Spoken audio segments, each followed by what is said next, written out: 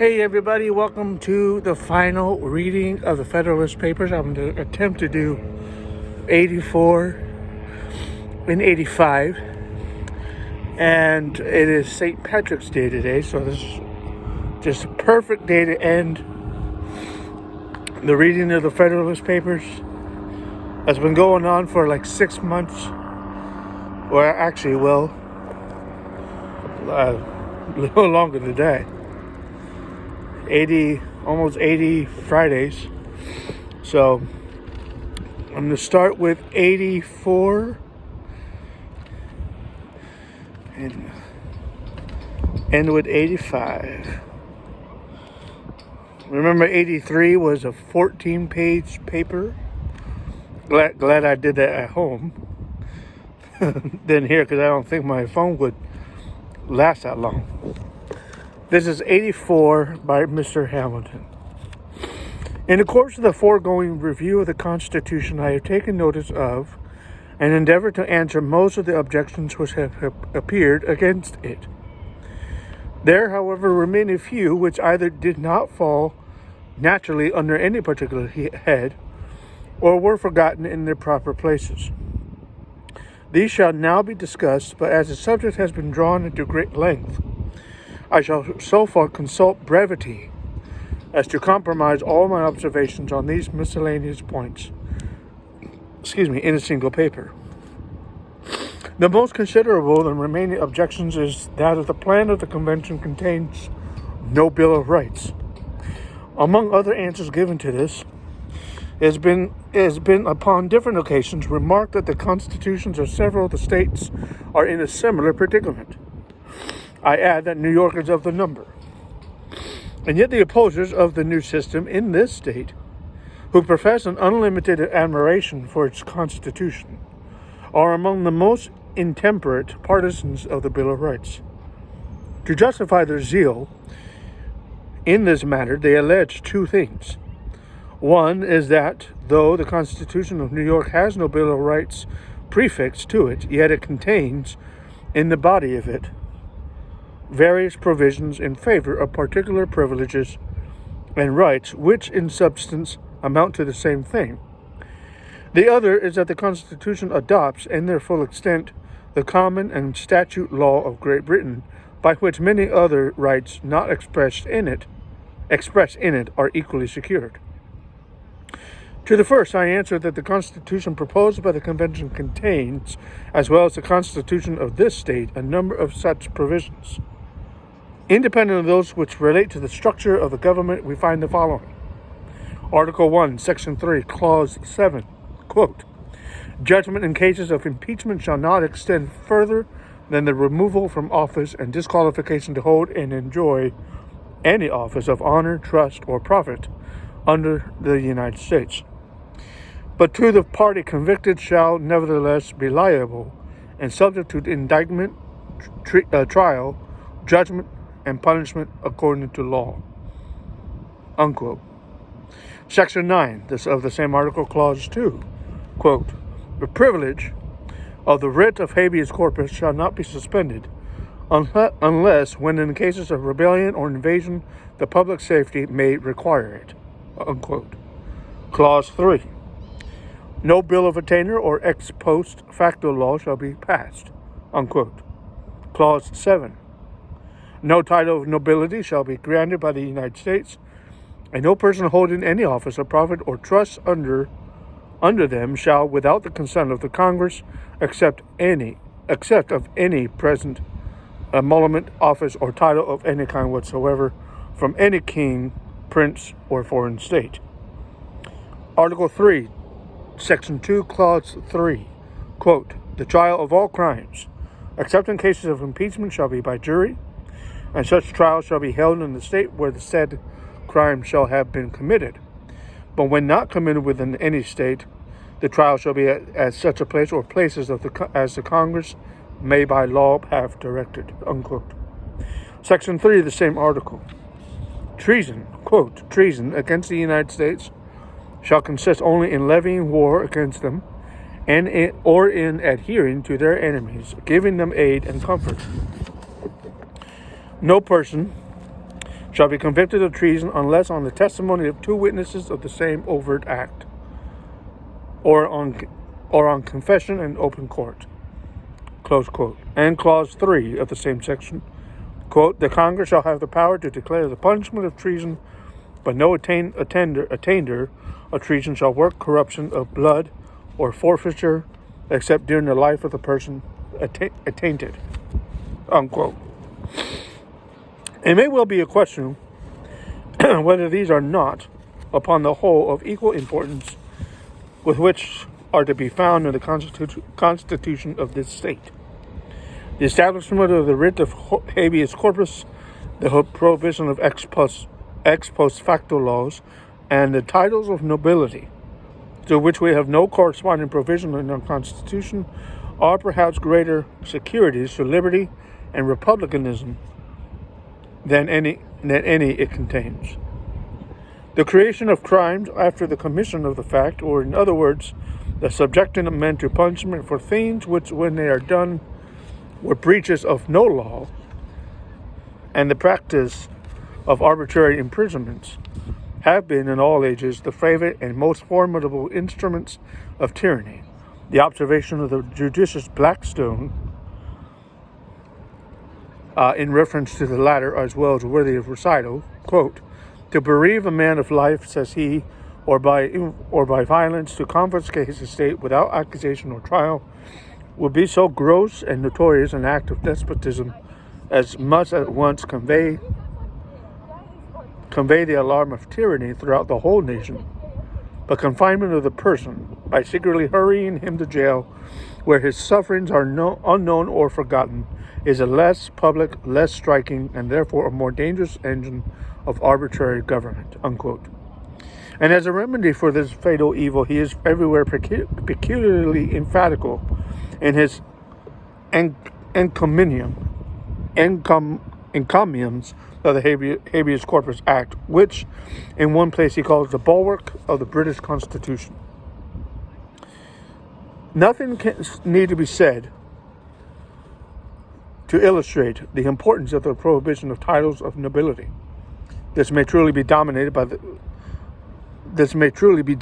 the cornerstone of Republican government.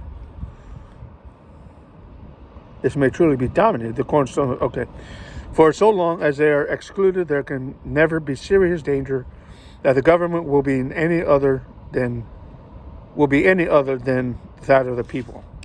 To the second, that is to the pretended establishment of the common and statute law of the Constitution, I answer that they are expressly made subject, quote, to such alterations and provisions as the legislature shall from time to time make concerning the same, unquote. They are therefore at any moment liable to repeal by the ordinary legislative power, and of course have no constitutional sanction. The only use of the declaration was to recognize the ancient law and to remove doubts, which might have been occasioned by the Revolution.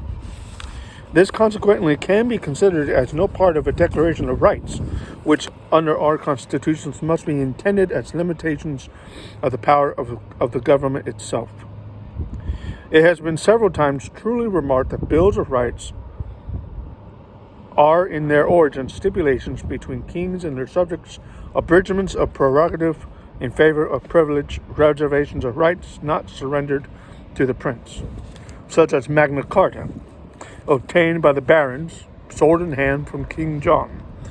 Such were the subsequent confirmations of that charter by succeeding princes. Such was the petition of right assented to by Charles I in the beginning of his reign. Such also was the Declaration of Rights established by the Lords and Commons to the Prince of Orange in 1688, and afterwards thrown into the form of an Act of Parliament called the Bill of Rights. It is evident, therefore, that according to their primitive signification, they have no application to constitutions professedly founded upon the power of the people and executed by their immediate representatives and servants. Here, in strictness, the people surrender nothing, and as they retain everything, we have no need of particular reservations. Quote, We, the people of the United States, to secure the blessings of liberty to ourselves and our posterity, do ordain and establish this Constitution for the United States of America." Unquote. Here is a better recognition of popular rights than volumes of those aphorisms which make the principal figure in several of our state bills of rights, and which would sound much better in a treatise of ethics than in the Constitution of Government. But in minute detailed particular rights is certainly far less applicable to a constitution like that under consideration, which is merely intended to regulate the general political interests of the nation, than to a constitution which has the regulation of every species of personal and private concerns. If, therefore, the loud clamors against the plan of the convention on this score are well-founded, no epitaphs of reprobation will be too strong for the Constitution of this state. But the truth is that both of them contain all which, in relation to their objects, is reasonably to be desired. I go further and affirm that bills of rights, in the sense and go to the extent in which they are contended for, are not only unnecessary in the proposed Constitution, but would even be dangerous. They would contain various exceptions to powers not granted, and on this very account would afford a colorable pretext to claim more than were granted. For why declare that things shall not be done, which there is no power to do? What? Why, for instance, should it be said that the liberty of the press shall not be restrained when no power is given by which restrictions may be imposed? I will not contend to such a provision would confer a regulating power, but it is evident that it would furnish to men disposed to usurp a plausible pretense for claiming that power. They might urge, with a semblance of reason, that the Constitution ought not to be charged with the absurdity of providing against the abuse of an authority which was not given, and that the provision against restraining the liberty of the press afforded a clear implication that the power to prescribe proper regulations concerning it was intended to be vested in the national government. This may serve as a specimen of the numerous handles which will be given to the doctrine of constructive powers by the indulgence of an injudicious zeal for bills of rights. On the subject of the liberty of the press, as much as has been said, I cannot forbear adding a remark or two. In the first place, I observe that there is not a syllable concerning it in the Constitution of the state. In the next, I contend that whatever has been said about it in that of any other state amounts to nothing. What signifies the declaration that the liberty of the press shall be inviolably preserved? What is the liberty of the press? Who can give it any definition which would not leave the utmost latitude for evasion? I hold it to be impracticable, and for this I infer that its security, whatever fine declarations may be inserted in any constitution respecting it, must altogether depend on public opinion and on the general spirit of the people and of the government. And here, after all, is as is intimated upon other occasions, must we seek for the only solid basis of all our rights. There remains but one other view of this matter to conclude the point. The truth is, after all the declamations we have heard, that the Constitution is itself, in every rational sense and to every useful purpose, a Bill of Rights. The several bills of rights in Great Britain form its Constitution, and conversely, the Constitution of each state is its Bill of Rights. And the proposed Constitution, if adopted, will be the Bill of Rights of the Union. Is it one object of a Bill of Rights to declare and specify the political privileges of the citizens and the structure and administration of the government? This is done in the most ample and precise manner in the plan of the convention, comprehending various precautions of the public security which are not to be found in any of the state constitutions. Is another object of a Bill of Rights to define certain immunities and modes of proceeding which are relative to personal and private concerns. This, we have seen, has also been attended to in a variety of cases in the same plan. Averting, therefore, to the substantial meaning of a Bill of Rights, it is absurd to allege that it is not to be found in the work of the convention. It may be said that it does not go far enough, though it will not be easy to make this appear, but it can, with no propriety, be contended. Wait a minute. I'm sorry.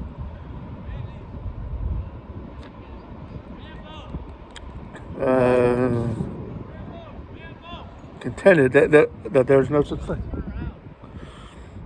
Here we go. It certainly must be immaterial what mode is observed as to the order of declaring the rights of the citizens if they are to be found in any part of the instrument which establishes the government.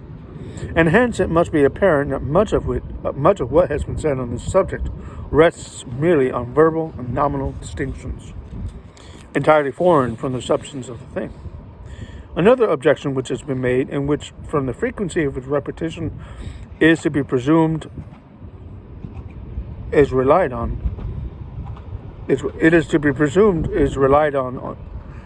is of this nature, quote, it is improper, say the objectors, to confer such large powers as are proposed upon the national government, because the seat of that government must of necessity be too remote for many of the states to admit of a proper knowledge on the part of the constituent of the conduct of the representative body, unquote.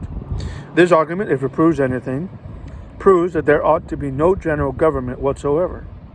For the powers which, it seems to be agreed on all hands, ought to be vested in the Union, cannot be safely entrusted to a body which is not under every requisite control.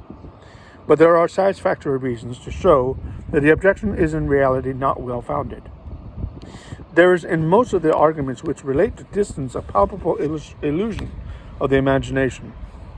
What are the sources of information by which the people in Montgomery County must regulate their judgment of the conduct of the representatives in the state legislature? Of personal observation it can have no benefit. This is confined to the citizens on the spot. They must therefore depend on the information of intelligent men in whom they confide. And how must these men obtain their information? Evidently from the complexion of public measures, from the public prints, from the correspondences of the representatives, and with other persons who reside at the place of their deliberations. This does not apply to Montgomery County only, but to all the counties of any considerable distance from the seat of government. It is equally evident that the same sources of information will be open to the people in relation to the conduct of the representatives in the general government, and the impediments to a prompt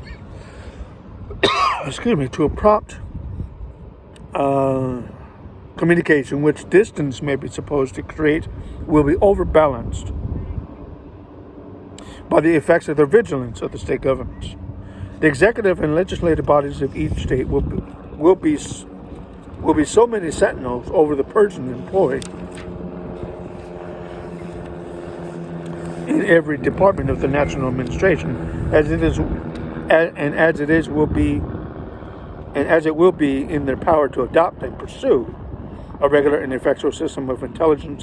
They can never be at a loss to know the behavior of those who represent the constituents in the national councils, and can readily communicate the same knowledge to the people. This disposition to apprise the community of whatever may prejudice its interests from another quarter may be relied upon, if it were only from the rivalship of power.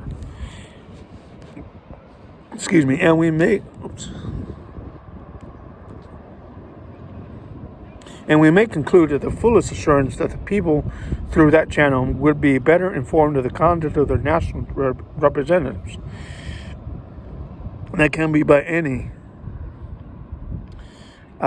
means of they now possess of that of their state representatives.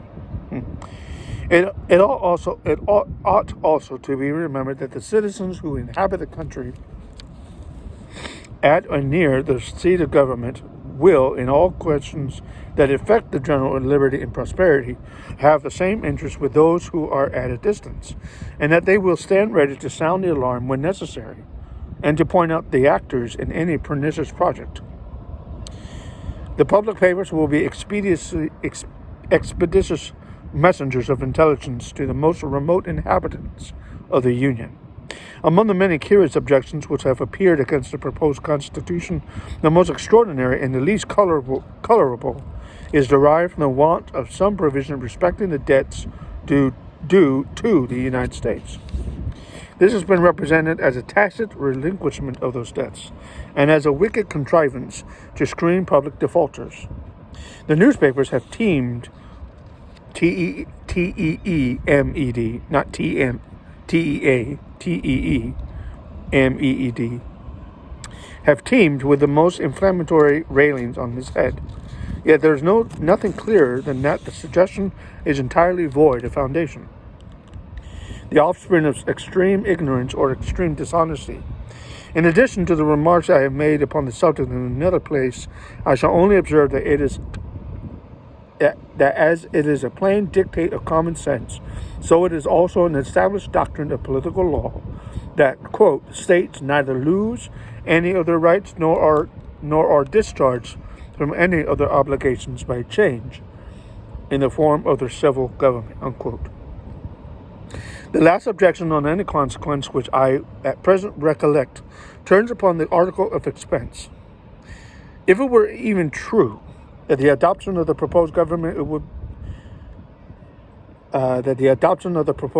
would occasion a considerable increase of expense, it would be an objection that ought to have no weight against the plan. The great bulk of the citizens of America are with reason convinced that union is the basis of their political happiness. Men of sense of all parties now, with few exceptions, agree that it cannot be preserved under the present system, nor without radical alterations. That new and extensive powers ought to be granted to the national head, and that these require a different organization of the federal government. A single body being an unsafe depository of such ample authorities. In conceding all this, the question of expense must be given up, for it is impossible with any degree of safety to narrow the foundation upon which the system is to stand. The two branches of the legislature are, in the first instance, to consist of only 65 persons, which is the same numbers of which Congress, under the existing confederation, may be composed. It is true that this number is intended to be increased, but this is to keep pace with the progress of the population and resources of the country. It is evident that a less number would, even in the first instance, have been unsafe, and that a continuance of the present number would, in a more advanced stage of population, be a very inadequate representation of the people. Whence is the dreaded augmentation of expense to spring? One source indicated it's the multiplication of offices under the new government. Let us examine this a little. It is evident that the principal departments of the administration under the present government are the same, which will be required under the new. They are now a Secretary of War, Secretary of Foreign Affairs, a Secretary of Domestic Affairs, a Board of Treasury consisting of 3 persons, a treasurer, assistants, clerks, etc. These officers are indispensable under any system and will suffice under the new as well as the old. As to ambassadors and the ministers and agents in foreign countries, the proposed Constitution can make no difference than to render the characters where they reside more respectable and their services more useful. As to persons to be employed in the collection of the revenues, it is unquestionably true that these will form a very considerable addition to the number of federal officers, but it will not follow that this will occasion an increase of public expense. It will be in most cases nothing more than an exchange of state for national officers. In the collection of all duties, for instance, the persons employed will be wholly of the latter description. The states individually will stand in no need of any of this for this purpose. What difference can it make in point of expense to pay officers of the customs appointed by the state or by the U.S.? There is no good reason to suppose that either the number or the salaries of the latter will be greater than those of the former. Where then are we to seek for these additional articles of expense which are to swell the account to the enormous size that has been represented to us? The chief item which occurs to me respects the support of the judges of the United States.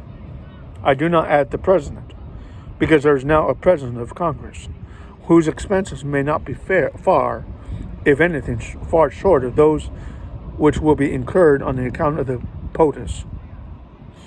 The support of the judges will clearly be an extra expense, but to what extent will depend on the particular plan which may be adopted in regard to this matter. But upon no reasonable plan can it amount to a sum which will be an object of material consequence. Let us now see where there is to counterbalance any extra expense that may attend the establishment of the proposed government. The first thing which presents itself is that a great part of the business which now keeps Congress sitting through the year will be transacted by the president. Even the management of foreign negotiations would naturally devolve upon him, according to the general principle concerted with the Senate, then subject to their final concurrence.